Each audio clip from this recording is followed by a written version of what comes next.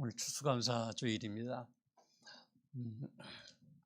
한 해를 마무리하는 그런 송구영신의 시기가 시작되었습니다.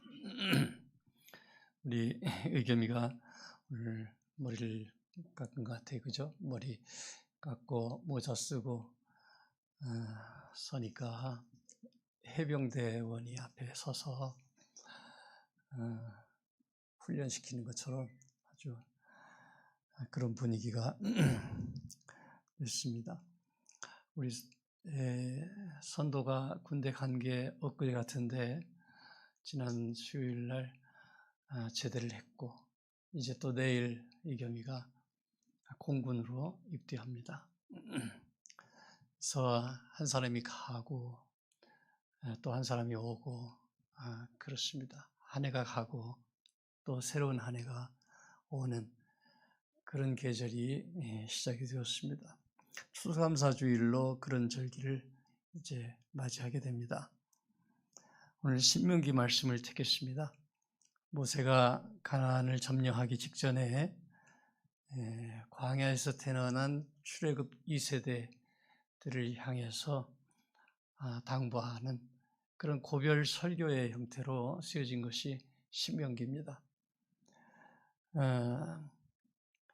이게 제2의 율법이다 그렇게 이름이 붙여졌습니다. 우리는 하나님의 말씀을 표신자를 써서 자세하게 드러낸 것 그런 이름을 가지고 있지만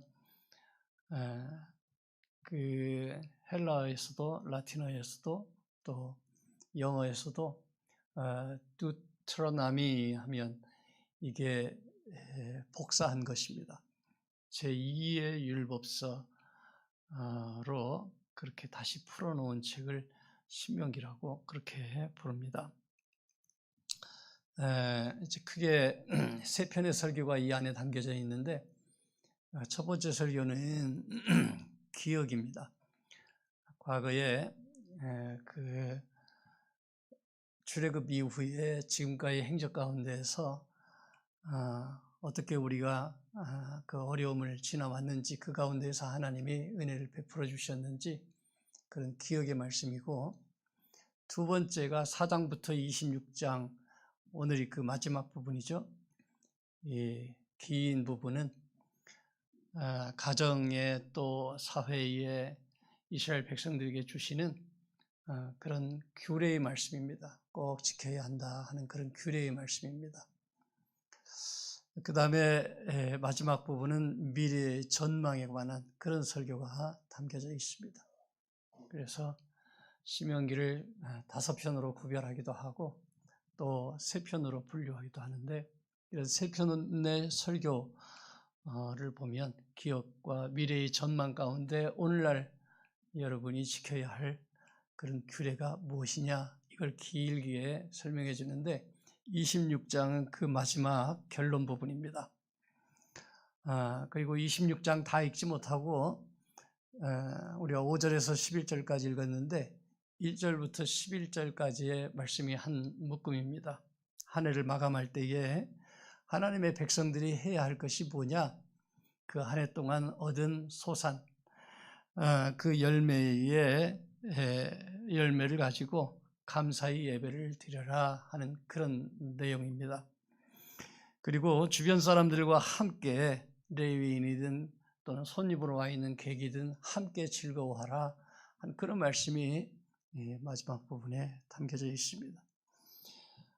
가나안을 앞두고 하신 그런 설교인데, 가나안에 들어가서도 이건 꼭 지켜야 한다 하는 그 제2의 출애굽 세대, 출애굽 2세대들에게 당부하신 그런 고별 설교의 말씀입니다.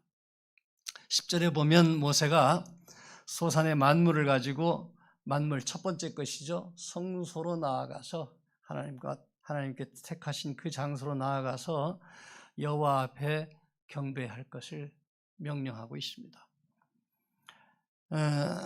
이 4장부터 26장까지의 그 많은 규례들의 결론이 26장에 나와 있다고 그랬는데, 그 결론이 뭐냐? 처음 것을 가장 좋은 것을 드리는 감사 예배다 하는 것입니다. 이것이 2세대 출애굽 그 백성들에게 꼭 지켜야 할 모세의 당부 말씀입니다. 가장 좋은 것 첫 번째 것으로 하나님께 감사의 예배를 드려라. 그래서 우리가 10의 1조를 드리고 또 직장 생활을 하게 되면 그 첫 번째 것으로 하나님께 드리고 하나님 기뻐하시는 데 사용하고 하는 그런 습관을 우리 성도들은 가지고 있습니다. 그게 바로 이 모세에게서 시작된 그런 당부 말씀입니다. 이 예배에 우리가 진심으로 동참할 수 있게 되기를 바랍니다. 그것이 주님이 주신 복으로 말미암아서 즐거운 인생을 사는 그런 길이기 때문에 그렇습니다. 하나님 내 삶에 내 한 해 동안에 그런 삶에 가장 소중한 것이 무엇입니까? 나에게 지금 가장 귀한 것이 무엇입니까? 그것을 마음으로라도 담아서 하나님을 첫째로 두는 그런 삶을 다짐하겠습니다. 그게 추수감사주일 예배입니다. 우리 김성군 교수님의 그 부인 이미랑 권사님, 고 이미랑 권사님이 마지막 돌아가시기 전에 얼마 동안 이렇게 가정 방문을 신방을 하면 그분이 하루하루 감사의 일기를 쓴 것을 볼 수 있습니다. 나중에 김성훈 교수님이 그 유품으로 남겨진 감사의 일기 편지집 그거를 보여주었습니다. 하루하루 하나님께서 나에게 감사할 제목을 참 힘든 가운데에서도 길을 써서 그 3개 이상씩 열거를 하고 그걸 기록으로 남겨서 가족들에게 주었습니다. 그 감사의 습관으로 마지막 그 시간들 즐거워하면서 자기 인생의 매듭을 지었습니다. 그래서 오늘날까지도 믿음의 어른으로 그렇게 우리 마음속에 남아 있습니다. 추수감사절은 한 해를 마감하기 시작하는 절기입니다. 다음 주일은 왕국절이고 그 다음 주일은 대림절 첫째 주일입니다. 이제 우리 다음 주에 청소하고 대림절을 준비합니다. 성탄을 준비합니다. 그래서 대림절 첫 주가 되면 우리는 이제 새해를 시작하게 됩니다. 성큼 새해가 다가옵니다. 송구영신의 이 기간을 맞이하면서 첫 번째 할 것이 감사다라고 하는 것이 오늘 본문의 교훈입니다. 그래서 우리도 오늘 감사의 예배를 드립니다. 어제 저녁에 김찬호 집사님, 김현경 집사님이 아주 저에게 새로운 것을 이렇게 보여주셨어요. 앞에 여러분 보셨습니까? 예배 전에? 신기한 것입니다. 여러 가지 과일을 이렇게 동그란 플라스틱 통에 담아서 꽃과 함께 이렇게 꽃다발로 만들어서 뭐 사과도 있고 뭐 배도 있고 여러 배가 있어요. 고추, 토마토, 포도 여러 가지를 이렇게 만들어진 꽃다발을 저는 처음 봅니다. 네, 보셨어요? 저는 처음 보는데 참 신기하고 이걸 인터넷으로 먼저는 아이디어를 냈겠죠. 또 인터넷으로 다 구입해가지고 그걸 둘이 만들면서 싸우기도 했대요. 이렇게 만들까 저렇게 만들까 의견 조율도 하고 근데 그 과정 속에서 얼마나 정성을 담았을까 얼마나 소꿉장난하듯이 즐거워했을까 그 추수감사주의를 지키는 그 마음이 저에게 고스란히 이렇게 전해져 왔습니다. 제가 본 추수감사주일 최고의 예물입니다.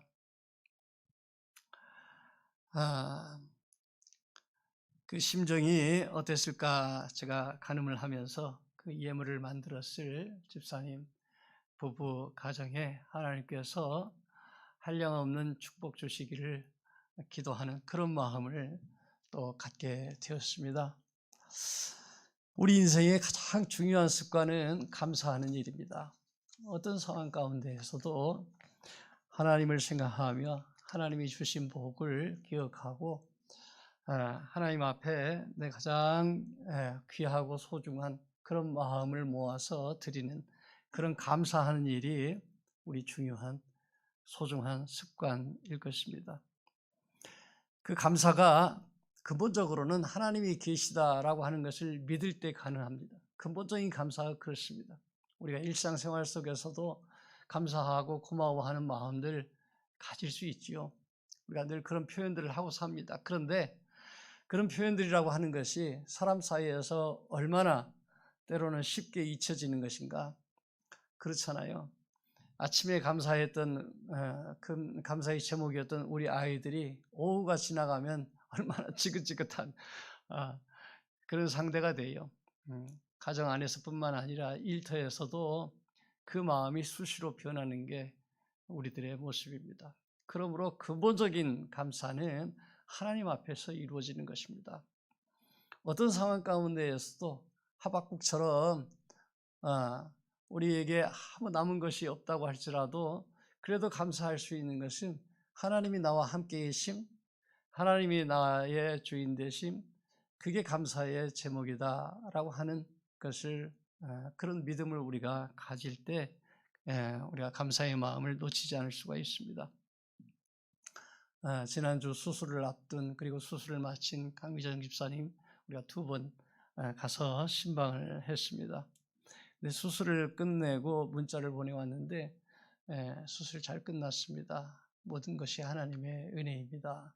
그런 고백을 보내왔어요.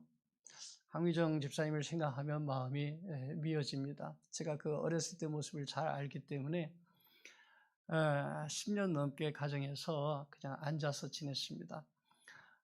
그리고 아빠 엄마가 미처 생각하지 못했을 그때에 혼자 병원을 찾아가서 새로운 수술법을 알게 됐고 그래서 수술하고 일어서게 되었습니다. 그리고 걷게 되었습니다. 그런 과정을 거치면서도 여전히 몸 이곳저곳이 약하기 때문에 참 어렵고 힘든 벅찬 그런 인생을 살아갑니다. 좋은 남편을 만나서 결혼하고 그렇게 살아감에도 여전히 불편한 그런 몸을 가지고 신앙생활을 하는데 이번 수술이 무릎 인공관절이고 전에 10년 전에 한쪽을 했는데 이번에 다른 한쪽을 하고 이제 가능한 빨리 또 발목 수술을 하겠다고 그러는데 웃으면서 두 부부가 웃으면서 이제 로보캅으로 천천히 변하고 있다. 눈만 하면 600만 불의 사나이가 된다. 뭐 소머즈가 된다 하는 온몸이 기계로 채워지는 그런 과정을 웃으면서 둘이 그렇게 농담하는 장면을 보여줬습니다.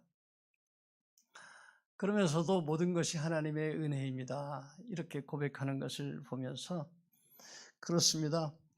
우리가 하나님이 계신 것을 믿을 때 우리가 감사할 수 있습니다. 근본적으로 감사할 수 있습니다.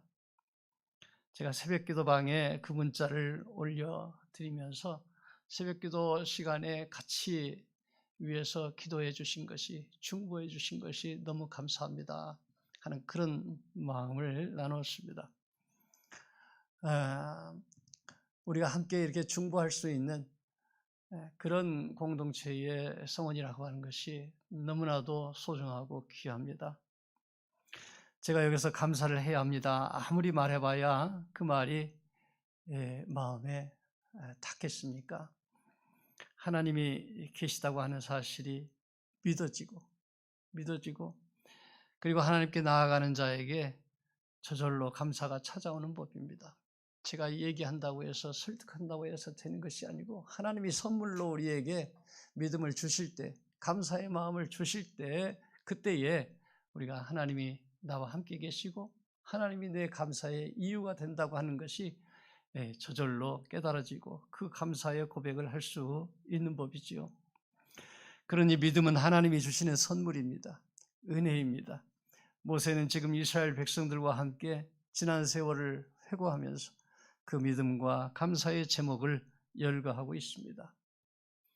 오늘 5절부터 쭉 이어지는 말씀이 방랑하는 아람 사람으로 애굽에 내려가 거기에서 소수로 거류하였더니 거기에서 크고 강하고 번성한 민족이 되었는데 애굽 사람이 학대하며 괴롭히며 중노동을 시킴으로 조상의 하나님 여호와께 부르짖었더니 여호와께서 들으시고 강한 손과 팔과 큰 위엄과 이적과 기사로 애굽에서 인도하여 내시고 젖과 꿀이 흐르는 땅을 주셨다는 그런 내용입니다. 절절하게 감사의 내용을 모세는 고백으로 담고 있습니다. 그들의 삶이 험난했습니다. 그래서 부르짖었습니다. 그런데 하나님이 들으시고 해방하시고 복을 주셨다는 내용입니다. 젖과 꿀이 흘렀다고 해서 대단한 것도 아닙니다. 이스라엘이 사실 한국만큼 그렇게 좋은 자연 환경도 아닙니다. 그런데 모세가 우려하고 다른 것은 그 모든 것이 감사의 이유가 되었다 하는 것입니다. 그것이 우리 믿음의 유산을 이어가는 방식입니다. 내 과거의 기억들을 감사의 제목으로 볼 것인가?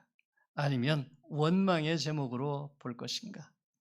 믿음의 가문이 불신의 가문과 다른 점이 바로 여기에 있습니다.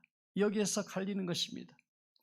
많은 사람들이 땅만 보고 있을 때에 누군가는 믿음의 눈으로 구름 뒤에 햇빛을 보았다 하는 그런 말입니다. 히브리서는 말합니다. 그가 계신 것과 또한 그가 자기를 찾는 자들에게 상 주시는 이심을 믿어야 할지니라. 여러분, 이 땅 살면서 기뻐하기를 원하십니까?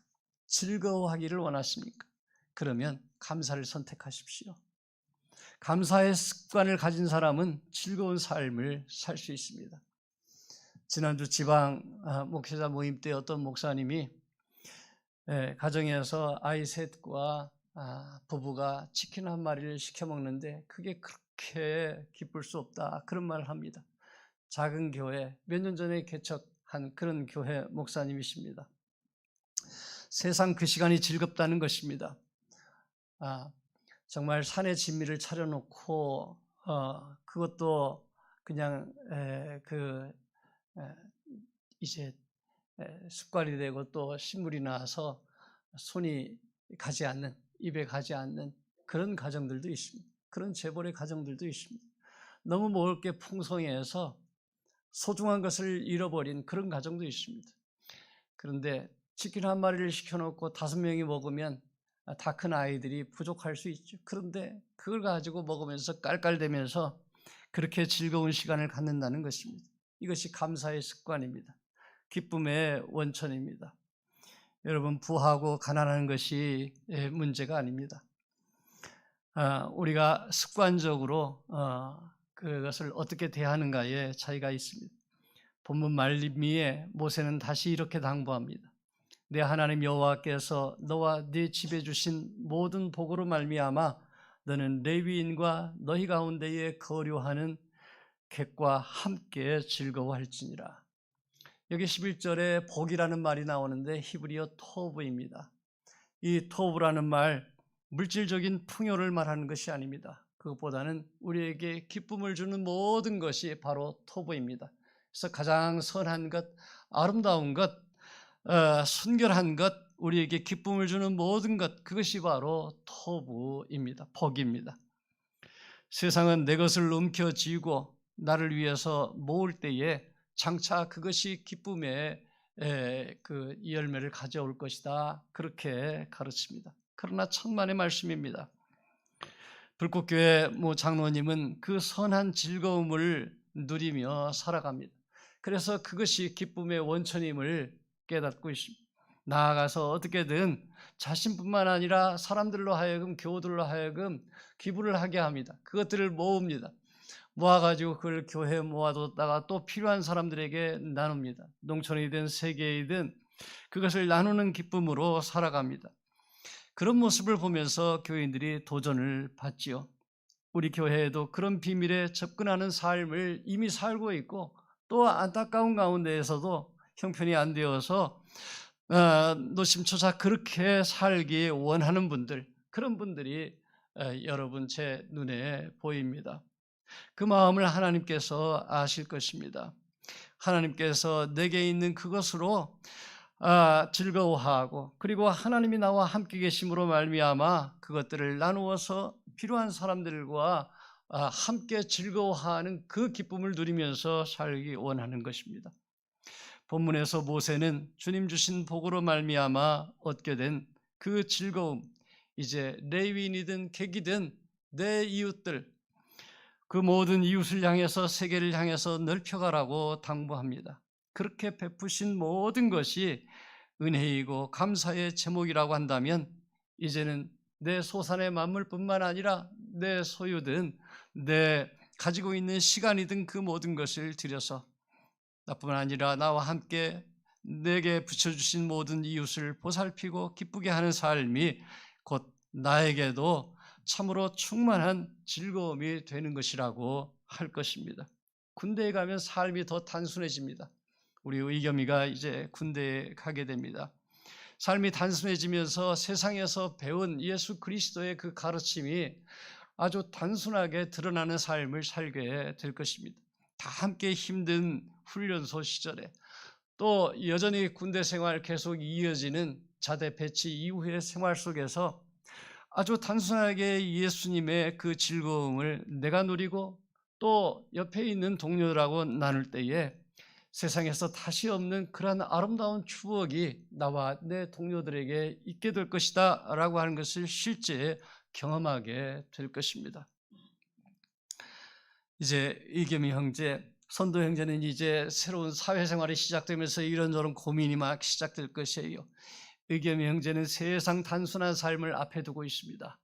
그것이 몸이 힘들어서 힘든 삶이기도 하겠지만 그러나 하나님의 말씀을 예수 그리스도의 가르침을 아주 단순한 환경 가운데에서 실제 경험할 수 있는 복된 그런 그 시기가 될 것입니다. 최선을 다해서 그런 아름다운 훈련을 하시고 다시 돌아올 수 있게 되기를 바랍니다. 주님은 내가 이것을 너희에게 이름은 내 기쁨이 너희 안에 있어서 너희가 기쁨을 충만하게 하려 함이라. 요한복음 15장 포도나무의 비유입니다. 포도나무와 가지처럼 우리가 예수님 안에 거하면서 예수님과 친밀함을 나눌 때에 기쁨이 거기에서 나옵니다. 우리가 누리는 그 기쁨이 우리 자신뿐만 아니라 우리 옆에 세상을 향해서 이웃을 향해서 또 함께 나누어지는 더 큰 기쁨으로 확장될 수 있게 되시기를 주의 이름으로 축원드립니다. 기도하겠습니다.